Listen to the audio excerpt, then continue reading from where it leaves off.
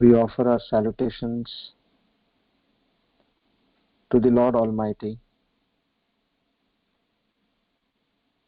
and we pray unto Him to keep giving us this knowledge till it becomes a reality in our lives. Our humble salutations to the entire Guru Parampara for having been instrumental in making this knowledge reach us.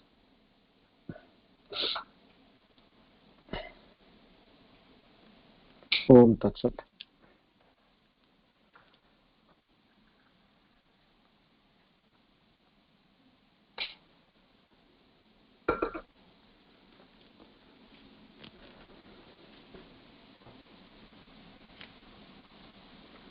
We are on Divine Discourse number 26, 5th of May 2020, Tuesday, Sharvari Nama Samvatsar, Uttarayan, Vasant Rutu, Vaishakha Mas, Shukla Paksh, and on Trayodasi, it's 13 days from the new moon day.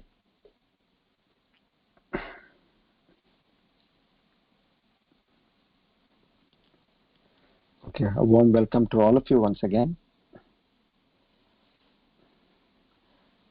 I think now, after having understood the qualifications of a deserving seeker, a deserving spiritual student, we all have a fair idea as to what we lack and what we need to improve upon. And we all have made up our mind yesterday, especially after having understood what the kind of journey would be thereafter if one tries to take things easy and neglects at what point of the entire 4 yugas we are currently in. Now Sri Krishna comes up with the topic of what are the qualities of a sthita prajna. Because again and again Arjuna was saying that Lord Krishna was hampering on the points of mind control and sense control. Mind control, sense control. So then he said, let me ask the qualities of sthita prajna and understand for myself if I have missed out on any or if I have not understood it well. So there, in 54 verse, he asked Sri Krishna. And now from 55 verse onwards, till the end of this chapter 2, Sankhya Yoga, Lord Krishna continuously goes on preaching about what are the qualities of a sthita prajna, how one is to be of that nature. So, thereby, he is indirectly trying to tell us that you also develop all these qualities.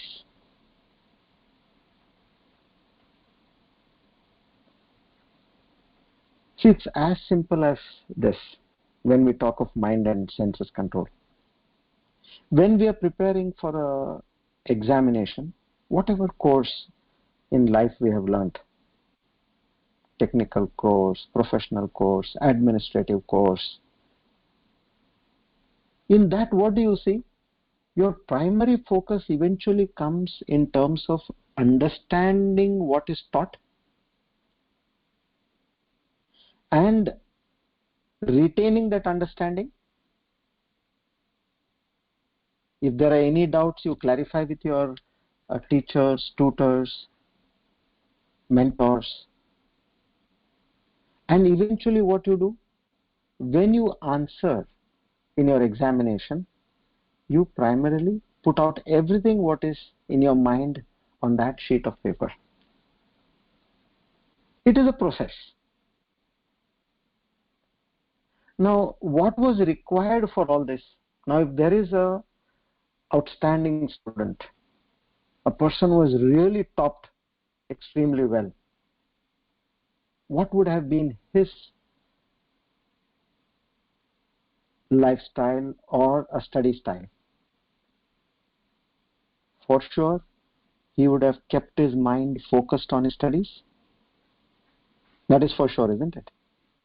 And secondly, he would have also kept his senses steady, under control, so that they don't draw him out here and there. He may get a phone call that there's a lovely movie, we all are going, friends are saying we all are going. Now when you listen to the number of friends and all together, you will jump at it. He said, okay, let me close the book now and let me see the movie. I also need some entertainment. And you will jump off. There you need the sense control as well as the mind control. You get another call, you said, we all are really studying hard, but we need a break.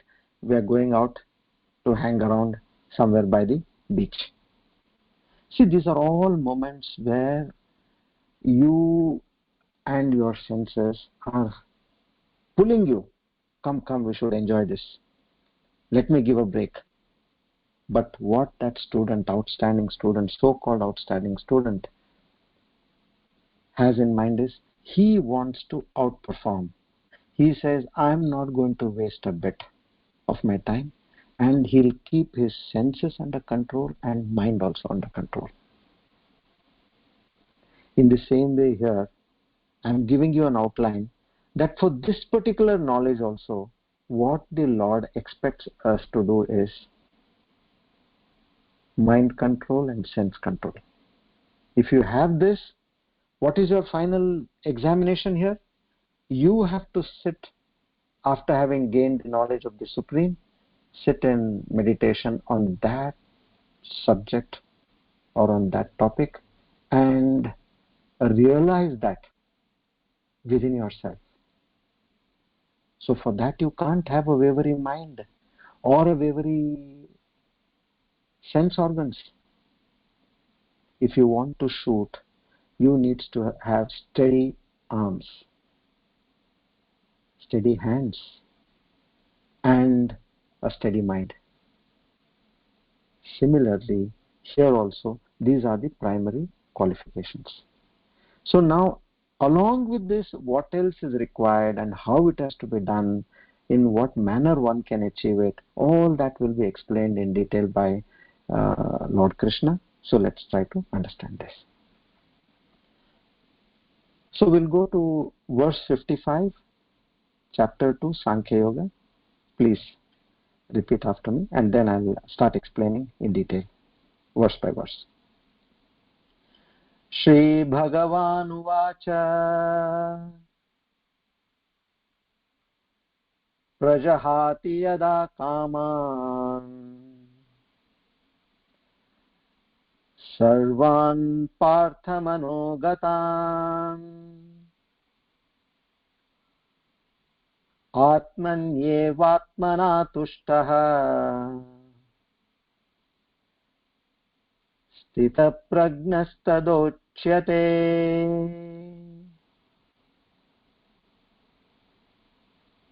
Prajahati Yada Kaman Sarvan Parthamanogatam Atmanyevatmana Tushtaha Stita Prajnastadochyate.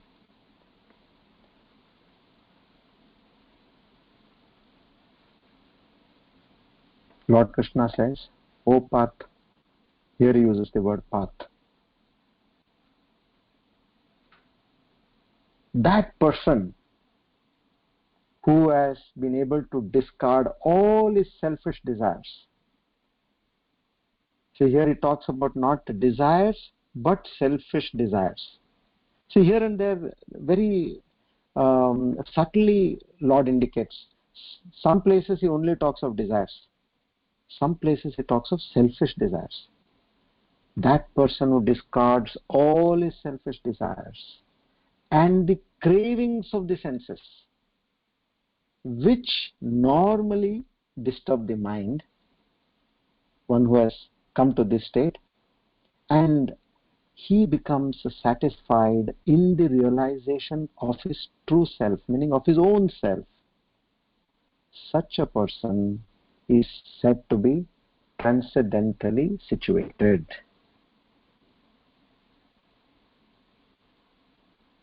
His mind is one with the pure consciousness.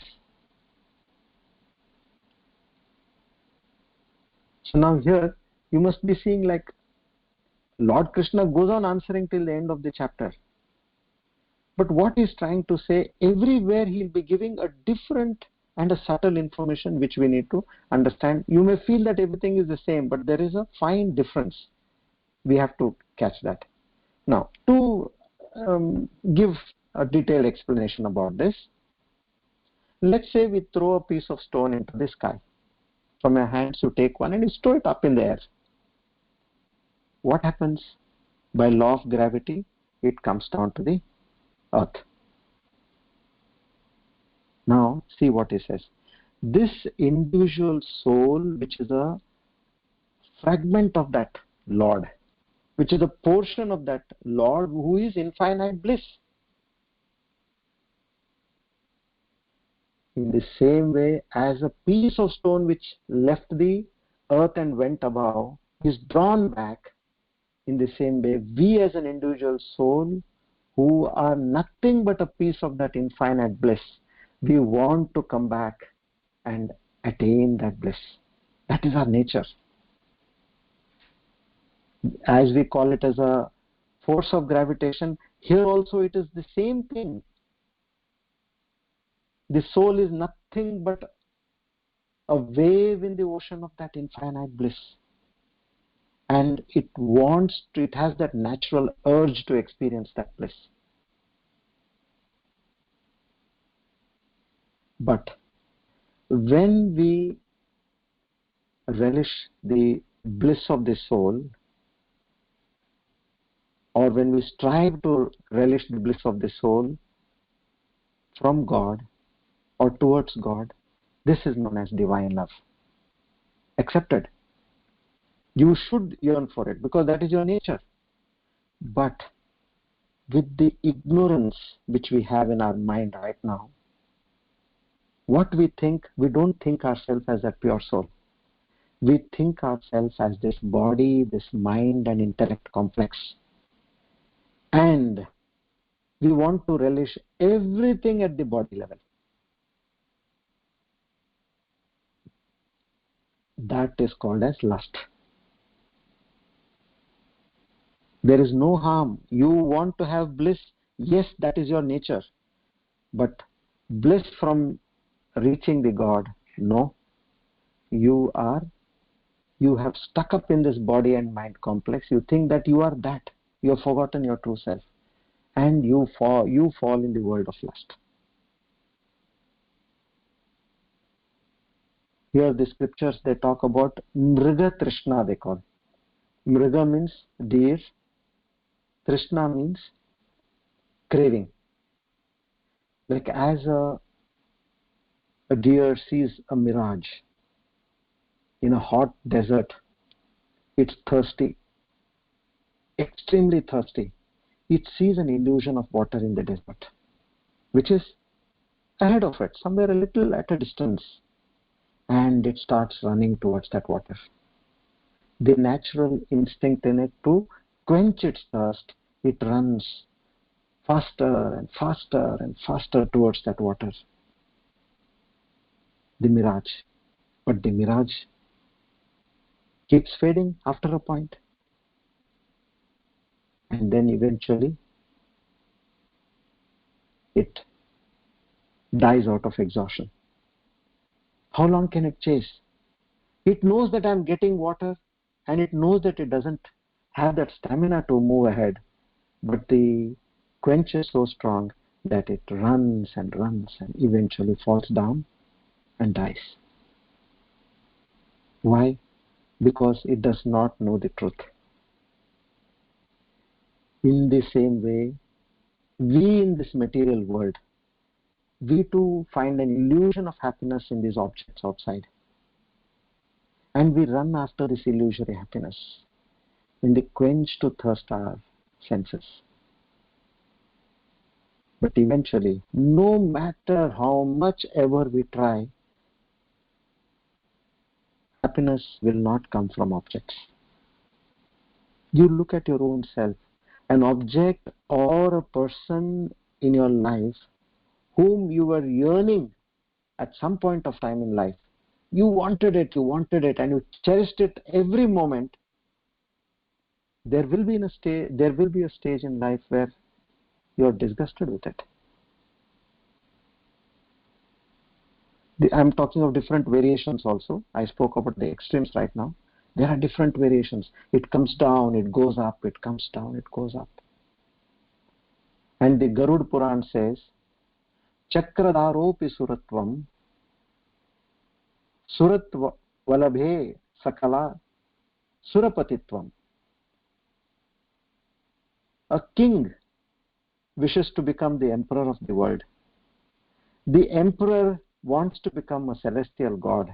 He does all those kind of yagnas and pujas. A celestial god wants to be the king of the gods, that is the Indra. And Indra himself, who is already the king of the god, he desires to become Brahma, the creator. So the Garud Puran says, the thirst for material enjoyment will never get satiated.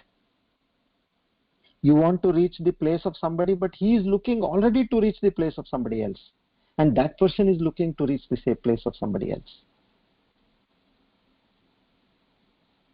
But a prudent, a wise person, when he learns to turn his mind away from these material allurements, these kind of desires of the senses, he renounces such kind of desires. Such a person comes in touch with that inner bliss of the soul, and he becomes transcendently placed in life.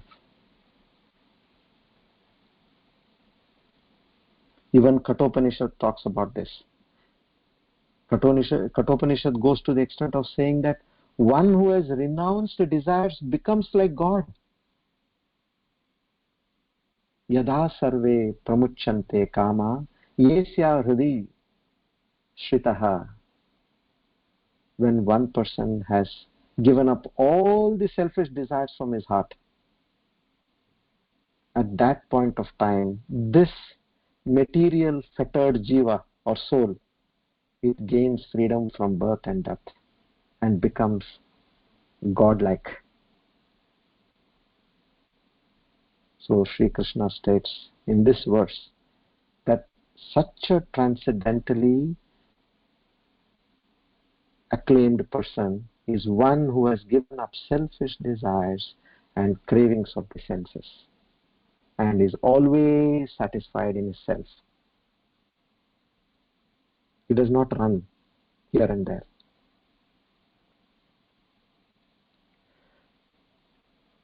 Most of you have heard of Sri Ramana Maharshi. Once, this is about just after independence, Dr. Rajendra Prasad, who became the first president of India, now he wanted to come and take darshan of Sri Ramana Maharshi. So he comes down to Chennai and from there travel by road. Now the news has spread in this small town that the president is coming to see Sri Ramana Maharshi. Now this is big news. This is a small place and the whole place is being cleaned up. Houses along the road are whitewashed. All the dustbins are cleared. Filth is cleared. Roads are watered. Pebbles are removed. Dry bushes are also extinguished. And in the ashram there is much more pomp and show in terms of doing their best to receive the first president of India. Now they make a general announcement that all the beggars should be seated away at a distance below the trees. And the ritual or protocol order as far as food was given to the people was that first the animals were fed, that is animals, birds, they were fed first. Second were the beggars. Third were the guests. Fourth were the devotees. And the last were the ashram inmates. So they said everybody will get in this order. So beggars, please don't crowd up. You will be under the trees. They showed them where all. It was at a distance from the ashram, about a few 100 meters or so, not far. And all was done. And the president comes in. And as the president comes, everybody is keen to receive him, and they all are there lined up. They bring him to the kutia of Sri Ramana Maharshi.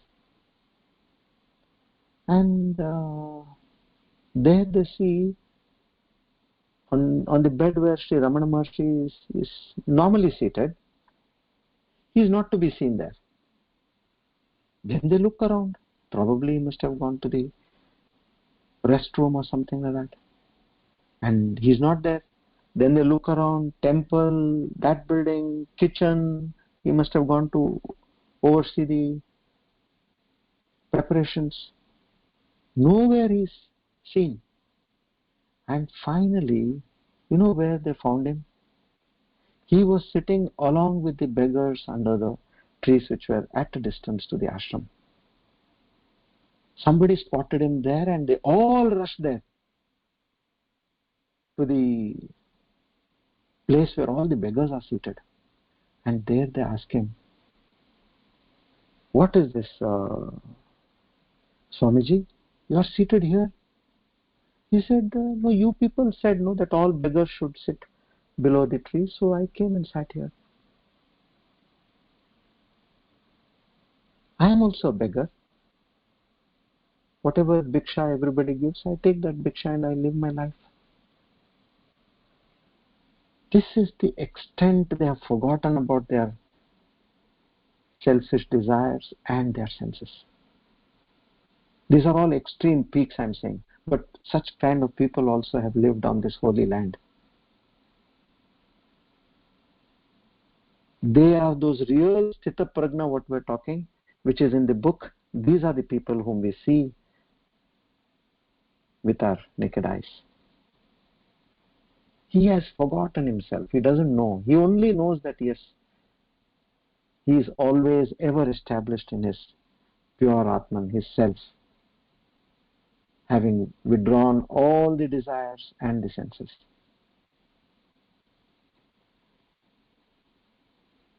Okay, we'll move to the next verse.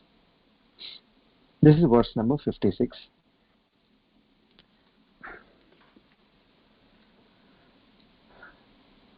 Please repeat.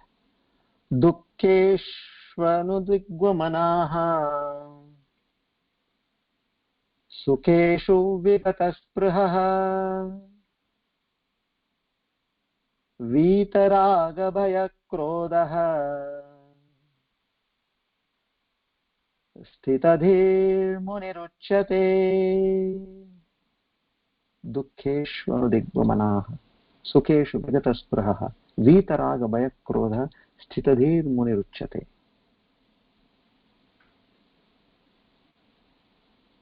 One whose mind is undisturbed amidst, here there are three things: Vita, Raga, Bhaya, fear, anger and attachment, and who does not crave for pleasure, is a sage of steady wisdom. Sthita Prajna. Steady wisdom meaning Sthita Prajna.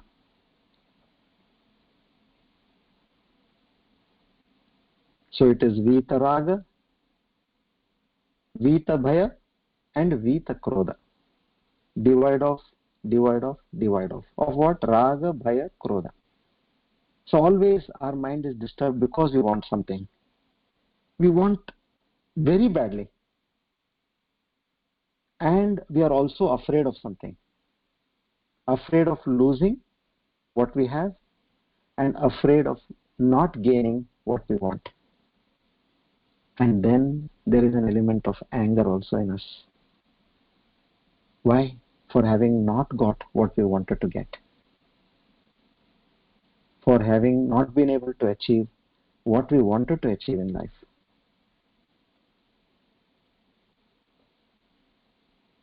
So here they say, such an enlightened person will never allow the mind to keep these material aspects of lust, greed, anger and envy. He will always keep his mind focused on his true self.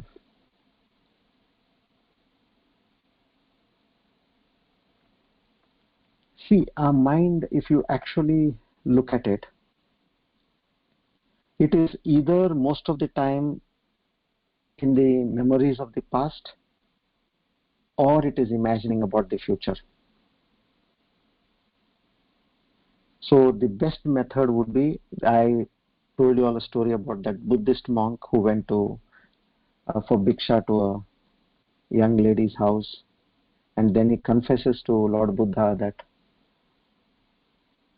he was sensually aroused looking at her, and she was able to read my mind, and I don't want to go there. And then Lord Buddha tells him, this is the best place where you have to go. Now you put your mind to test. And he says, be watchful of your thoughts every moment. Nigraha, we learnt in the last few verses. Just keep observing your thoughts and see that you are in the present moment. Don't allow that thought. If at all any other thought is coming, don't allow it to be there. Just let it pass. So a person who is established in himself, not allowing his mind to go here and there. So he is a person who can stay in the state of Sthita Prajna. And he could eventually come on to the transcendental level. Okay. We go to the next verse. Yas sarvatra vinisnehas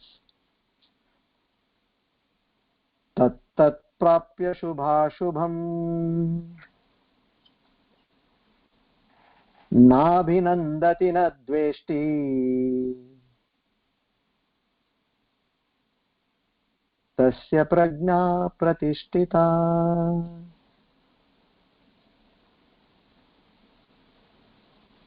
Yes sarvatra nabhisnehas tat tat prapya shubhashubham nabhinandati na dveshti tasya prajna pratishtita.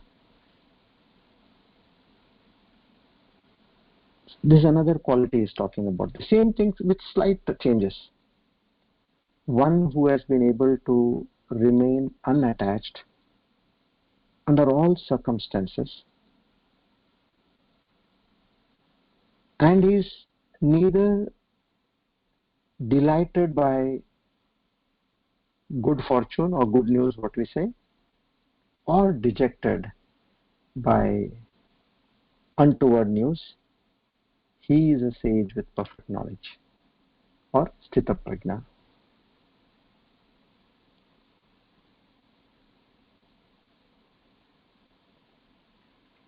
Another story of Sri Ramana Maharshi. Those days, for almost about 12 years, Sri Ramana Maharshi never spoke. He was always in silence. And all his devotees, whoever came with questions to him, used to sit in front of him, and some got an answer the same day, the same hour rather, or some the following day, or some after a week. But everybody got an answer what they wanted from the Maharshi. That was the level of communication he did with their minds without speaking. So there were several letters also which were coming to the ashram, and one of the letters which normally their devotees, as a usual course, they used to open the letters and keep it, give it to the Swamiji to read the letters. So one letter was of high abuse to the Swamiji, to Sri Ramana Maharshi. So a devotee had kept that letter and he was watching what would be the reaction of Sri Ramana Maharshi when he took the letter. Now he knows that he has terribly abused Ramana Maharshi. So Ramana Maharshi takes that letter, as usual, one after the other, as he has read most of them, and he starts writing something on that letter. Now this devotee who is the sevak there, he is inquisitive. What is he writing? He goes and asks, Swamiji, what are you writing here? He says, no, there are some grammatical mistakes. I'm correcting those grammatical mistakes in this letter. He asks, Swamiji, you know to whom he has written this? He says, yeah, he has written to some Ramana. And I saw those grammatical mistakes. I thought I should correct them. That is their state. They are not dejected by any sort of abuse, nor they are delighted by any good words. They are unattached under all conditions.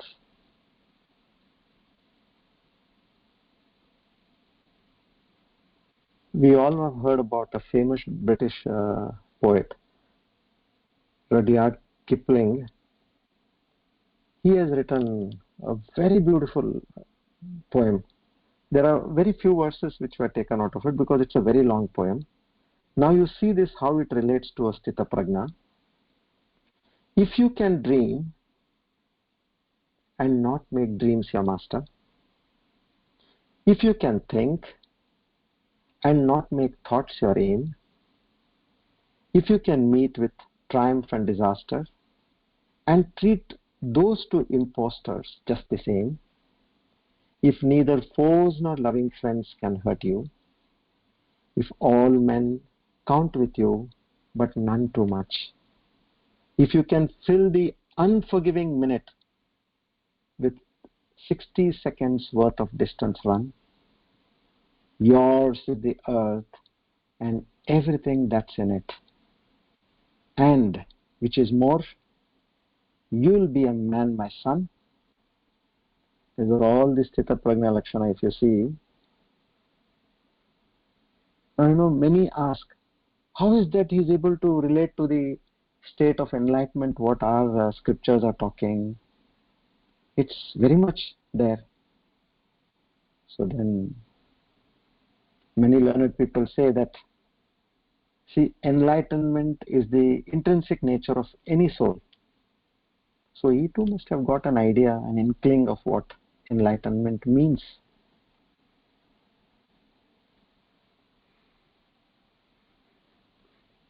Okay. Shall we meditate now?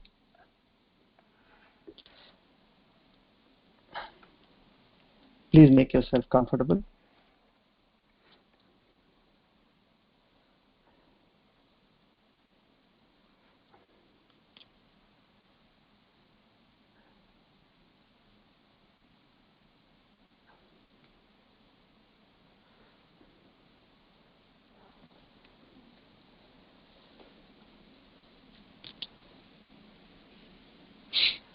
Your head, neck and spine in a straight line.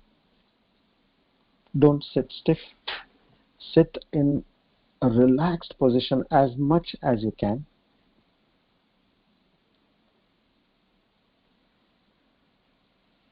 Your body completely relaxed.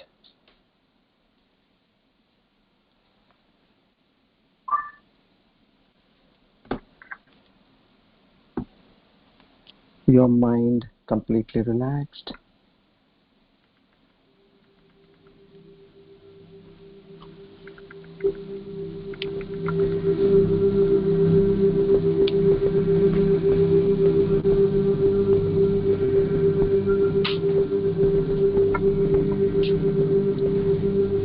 Ensure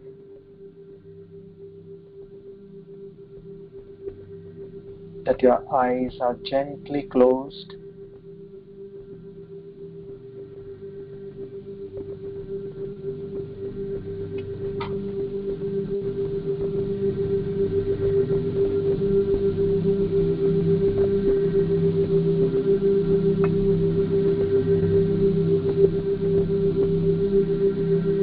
relax your face,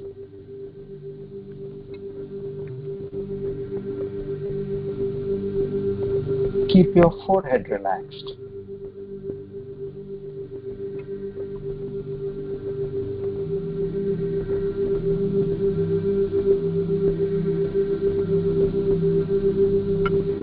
So now we all are seated in a very comfortable position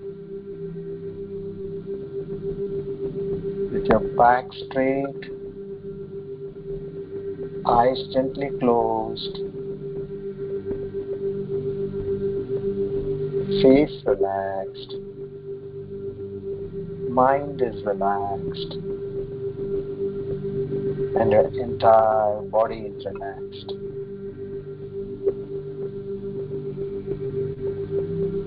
Now let's take a few deep breaths.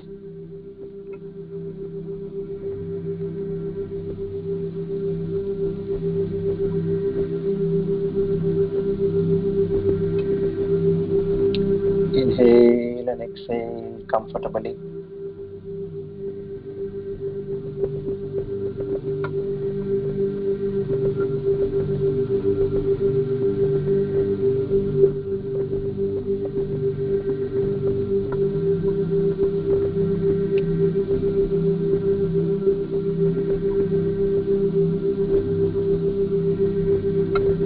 Now we shall do the Panchakosha Viveka meditation,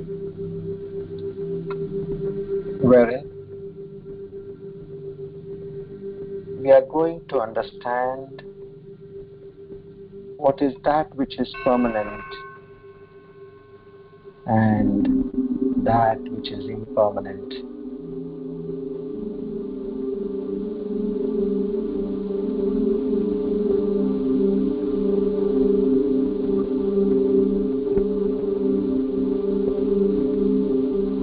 The operating principle: anything that can be seen is an object. The seer and the seen are different.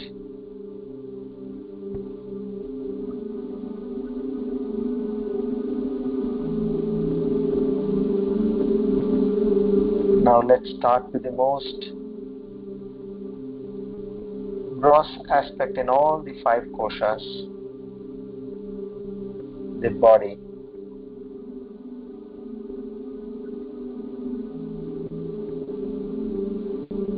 Slightly clench your fist and release them.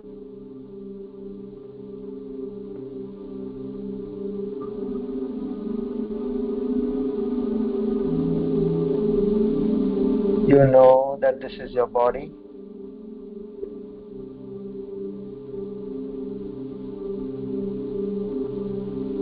The body is the seen and you are the seer.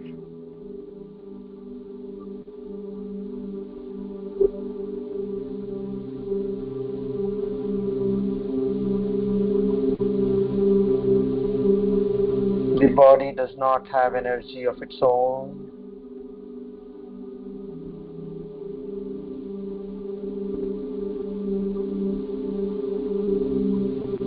The body is impermanent.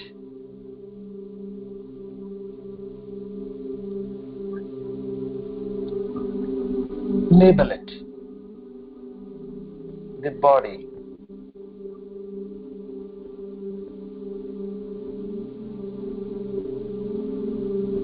I am not the body. I am not the Annamaya Kosha.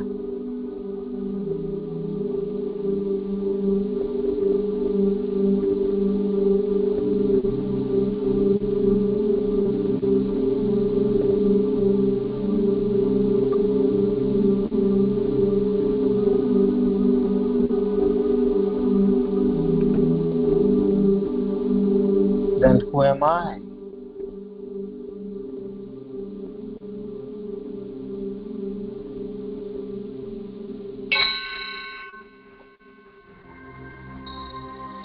Now let's go deeper.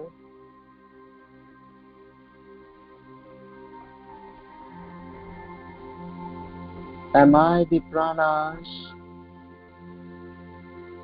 the life forces within me?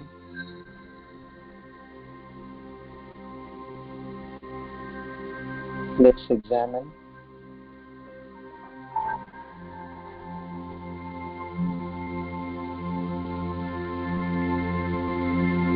Can you see your prana?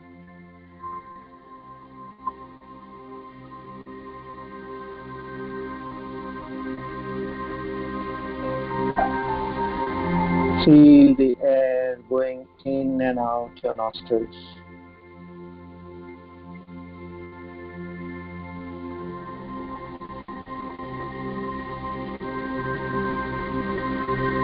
Feel the bulge in your stomach as you breathe in.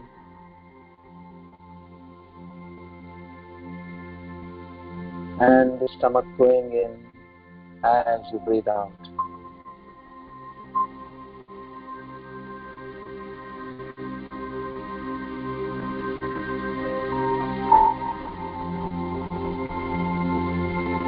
I can see and feel the prana.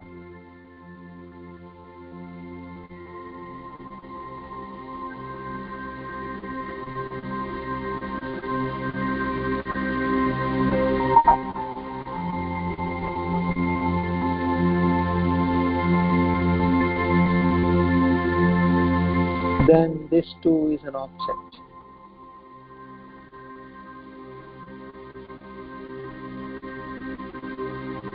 I am the seer.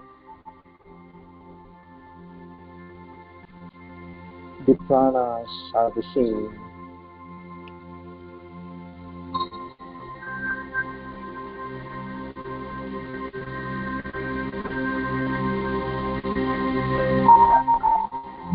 Label it the pranas.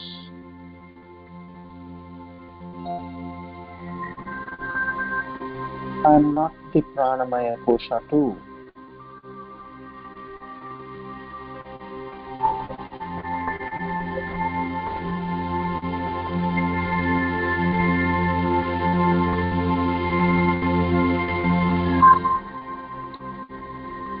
Shall we go a little deeper?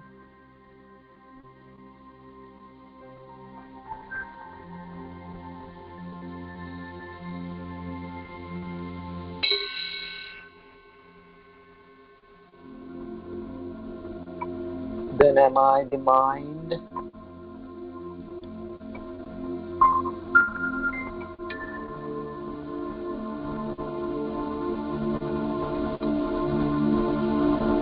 The manomaya kosha.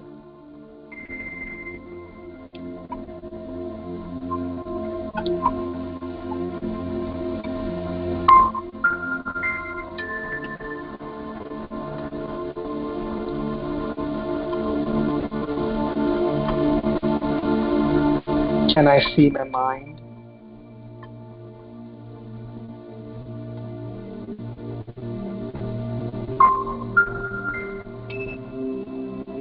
Can you see and understand your thoughts?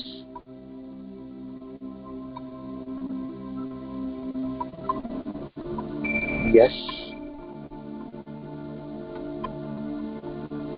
A few hours back,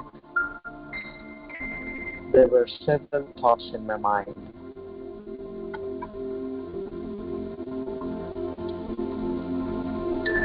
And now, there are very few thoughts.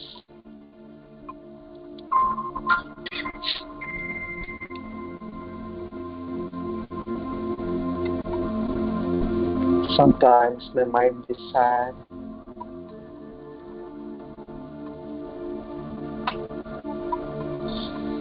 Sometimes my mind is happy.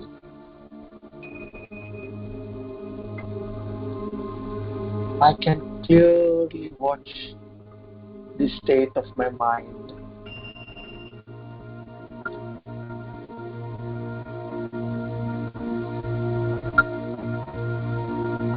the mind does not have the power of its own,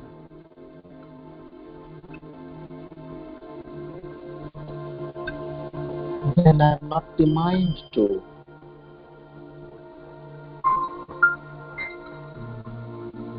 I am something beyond the mind, which is seeing the mind, understanding the mind.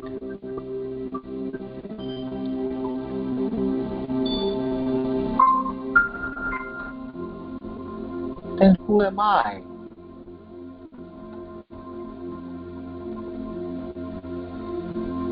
Let's go deeper.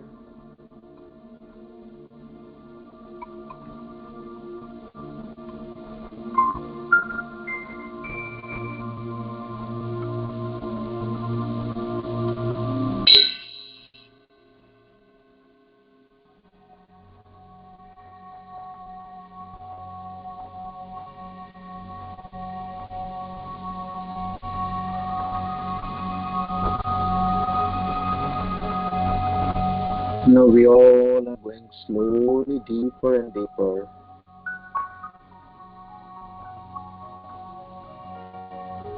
Then am I the intellect? The one which is controlling the mind?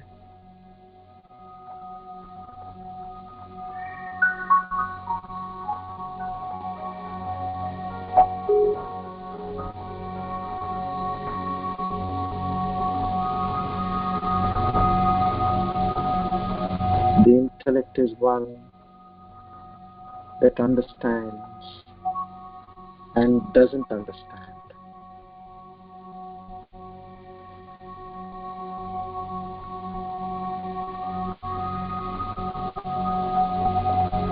The intellect is that faculty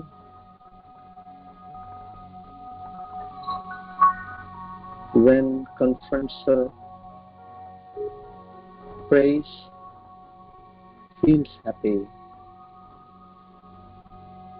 and feels dejected.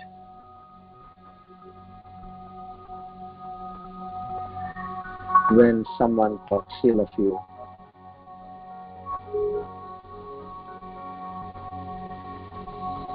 have you experienced such situations?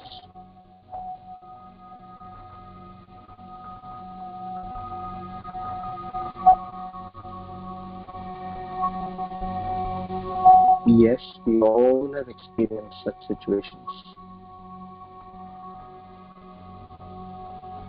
We have gone through the state of mind on these lines.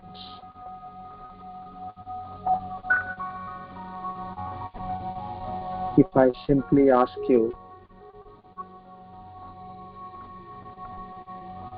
how much is 10 plus 10? Are you getting an answer?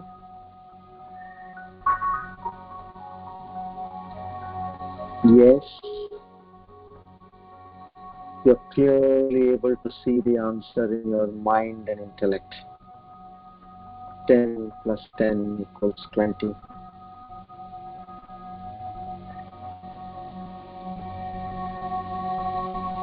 So, the intellect is the seeing and you are the seer.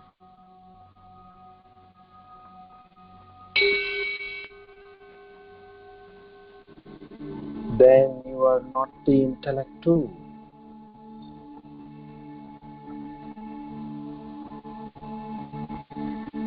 Now let's go deeper.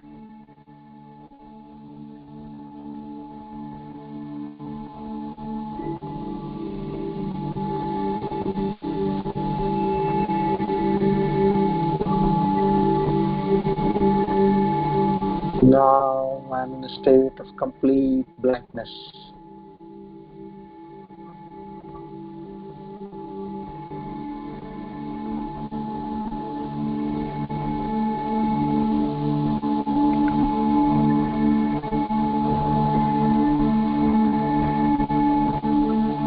A mind with no thoughts.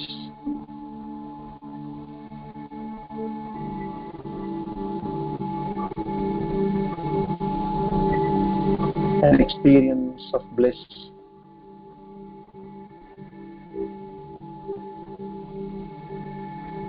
Backed by ignorance.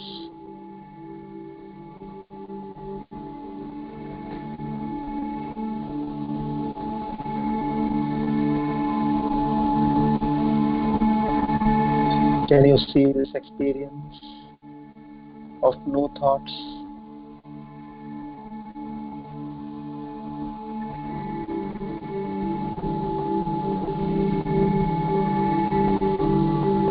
The other time this experience occurs is in your deep sleep state.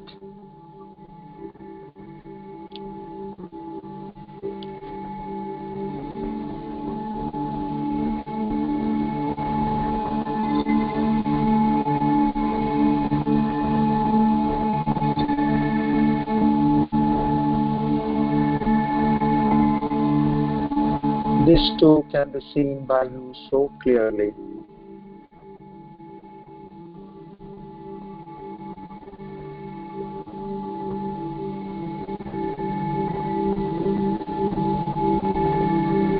So you are the seer, and this Anandamaya Kosha is the seen.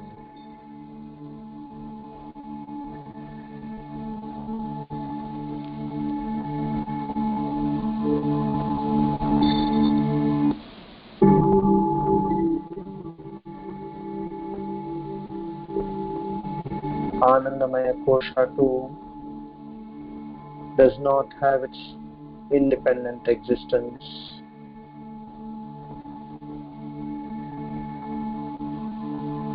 All these 5 koshas, sheets, have a borrowed existence.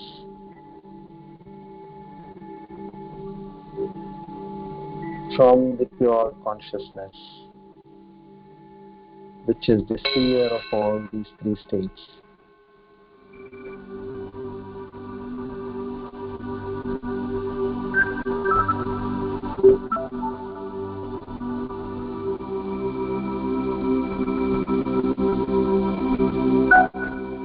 Pure consciousness is eternal, permanent,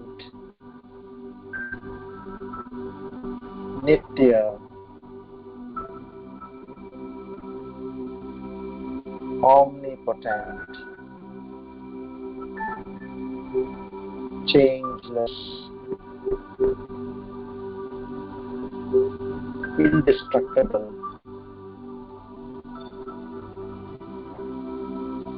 and omnipresent, the infinite.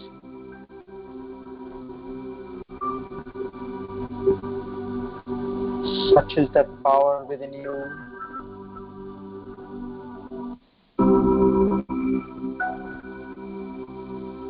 In the light of which your body, your pranas, your mind, your intellect,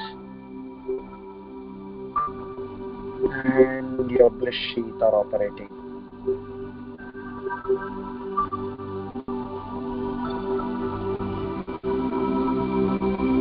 You are that unchanging factor.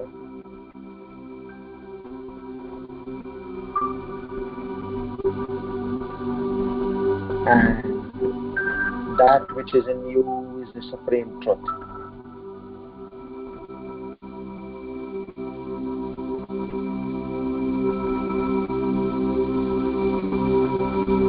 This supreme truth is the subject and rest all our objects.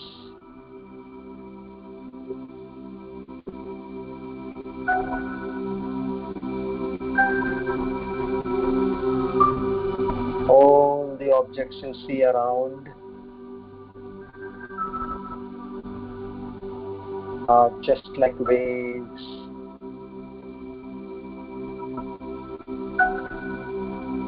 in the ocean of your consciousness.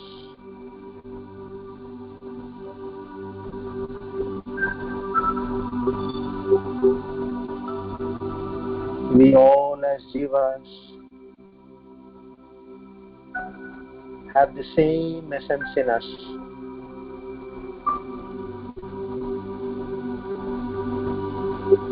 And we all are waves in that ocean of consciousness.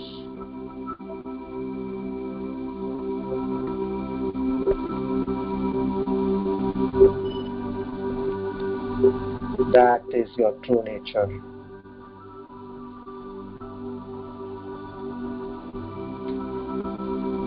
To feel it, to experience it. Raise both your hands, just 6 inches above wherever they are.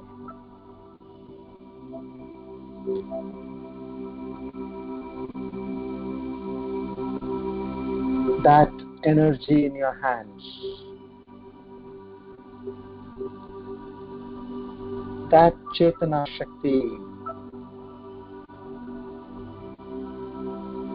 that awareness,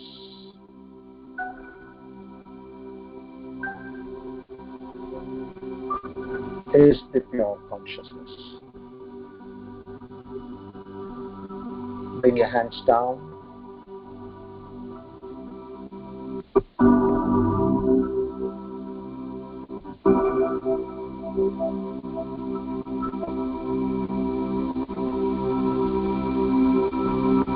Feel this energy in your entire body.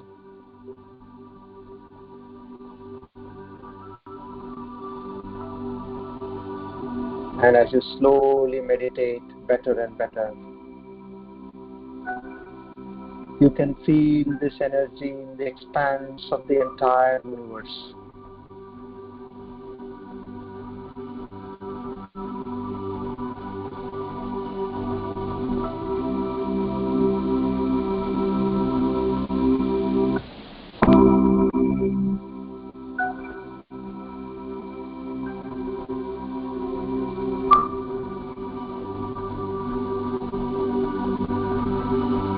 Slowly rub your hands, your palm.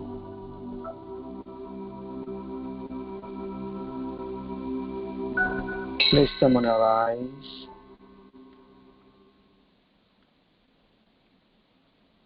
And now open your eyes.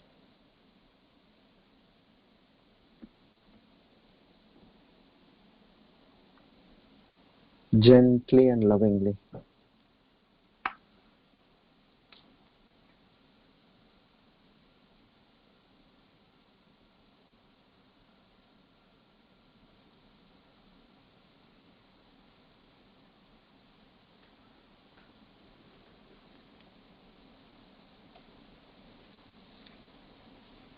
Now we all had an experience of our true self. That consciousness which is within us is the Supreme Truth.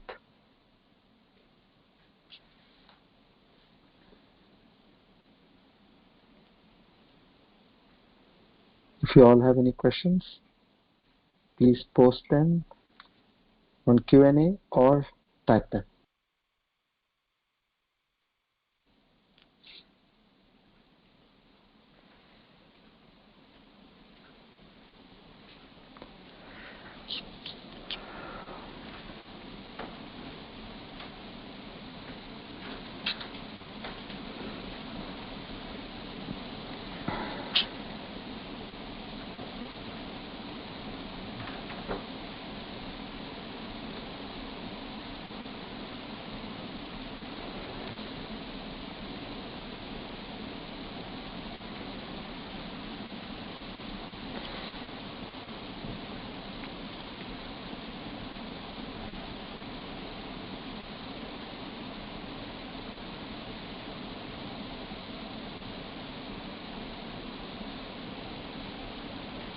Any questions are coming?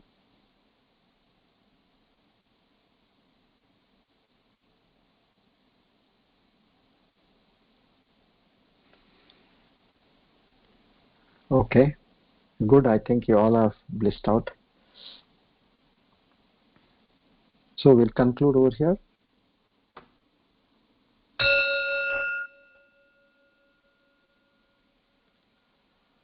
Om Purnamada Purnamidam Purnat Purnamudachyate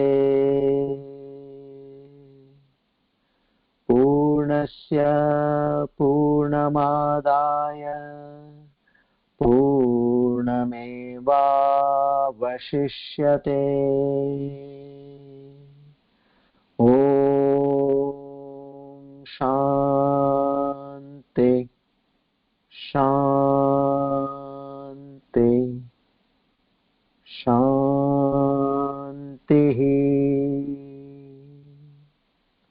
Hari Om Tat Sat.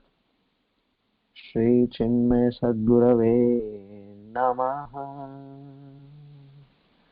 Shri Krishna Arpanamastu.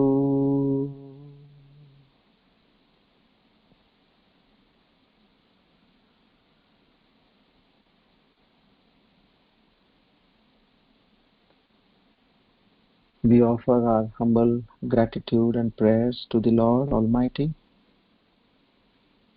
and we keep praying that He keeps blessing us with this divine knowledge again and again. Our humble thanks and gratitude to the entire Guru Parampara for having made this knowledge reach us. Om Tat Sat.